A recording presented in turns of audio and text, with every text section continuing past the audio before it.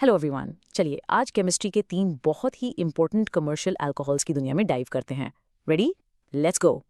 अच्छा चलिए इस एक्सप्लेनर की शुरुआत एक पजल से करते हैं। आप इनके स्ट्रक्चर्स देखो, मेथनॉल और एथेनॉल ऑलमोस्ट सेम लगते हैं ना? तो लॉजिकली इनकी प्रॉपर्टीज भी तो सेम होनी चाहिए, राइट? सोचो सोचो। नॉट एट ऑल, बिल्कुल नहीं। इनफैक्ट इनके इफेक्ट्स एकदम ऑपोजिट हैं।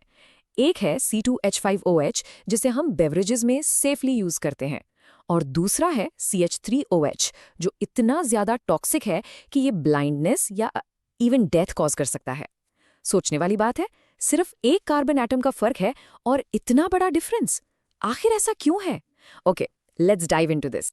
तो इस पूरे पजल का जवाब इनके मॉलिक्यूलर स्ट्रक्चर में छिपा हुआ है, और इसे आसानी से समझने के लिए हम इन अल्कोहल्स को एक टूलकिट की तरह इमेजिन करेंगे।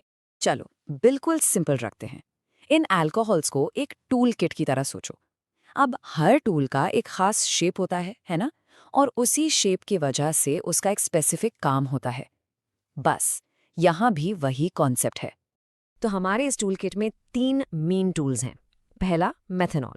ये एक शार्प प्रिसिशन टूल जैसा है, इंडस्ट्रियल सिंथेसिस के लिए बिल्कुल परफेक्ट।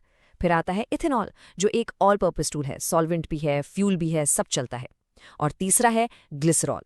ये एक थोड़ा अजीब सा थिक स्टिकी टूल है जिसका यूज कॉस्मेटिक्स और फार्मा भी होता है। ओके, टूल किट एनालॉजी ने हमें इनके जॉब्स के बारे में तो बता दिया, लेकिन इनकी पर्सनालिटी को और अच्छे से समझने के लिए आइए एक और एंगल से देखते हैं। चलो इनकी फैमिली से मिलते हैं। हाँ बिल्कुल, हम इन तीनों को एक फैमिली की तरह इमेजिन कर सकते हैं। समझो 3 भाई हैं जिनकी पर्सनैलिटी उनके स्ट्रक्चर की वजह से एकदम अलग अलग है। तो सबसे पहले मिलते हैं सबसे छोटे और सबसे डेंजरस भाई से, मेथनॉल। इसके पास सिर्फ एक कार्बन एटम है, बहुत सिंपल, छोटा और इसीलिए हाईली वॉलेटाइल और फ्लेमेबल है।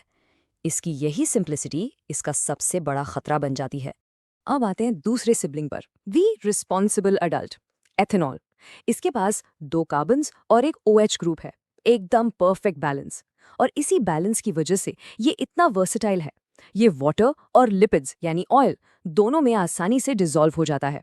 और आखिर में फैमिली का सबसे बड़ा और समझदार मेंबर, ग्लिसरॉल।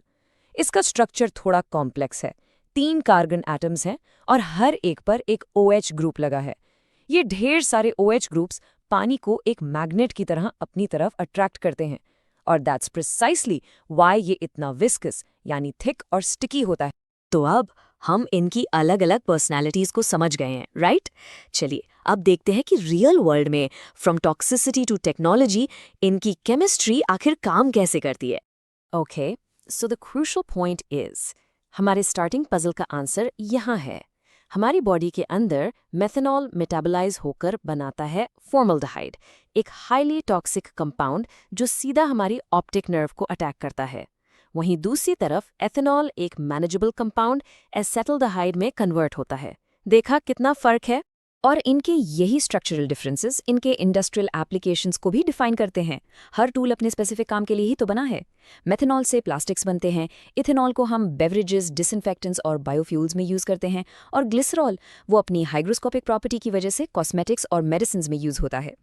तो इस पूरे एक्सप्लेनर से हमारे फाइनल टेकअवेज क्या हैं? चलिए जल्दी से एक बार सब कुछ रिकैप कर लेते हैं। 3 सिंपल बातें याद रखो। फर्स्ट एंड फॉरमोस्ट, किसी भी अल्कोहल का स्ट्रक्चर यानी उसके नंबर ऑफ कार्बन्स और OH ग्रुप्स उसकी प्रॉपर्टीज और यूज को डिसाइड करता है। सेकंड, फैमिली एनालॉजी को याद रखो, the dangerous, the balanced and the complex. And third, यही स्ट्रक्चरल डिफरेंस इनके रियल वर्ल्ड एप्लीकेशंस को एक्सप्लेन करता है, मेथनॉल की टॉक्सिसिटी से लेकर ग्लिसरॉल के लोशंस में यूज तक। सो फॉर योर एग्जाम्स बस इनके रोल्स को याद रखिएगा। Methanol the dangerous sibling, ethanol the responsible adult और ग्लिसरॉल द वाइज एल्डर। अगर आपने ये core idea, a clear mental picture और एक रियल वर्ल्ड एग्जाम्पल याद रखा तो बिलीव मी, ये टॉपिक आपके लिए हमेशा के लिए सॉर्टेड है।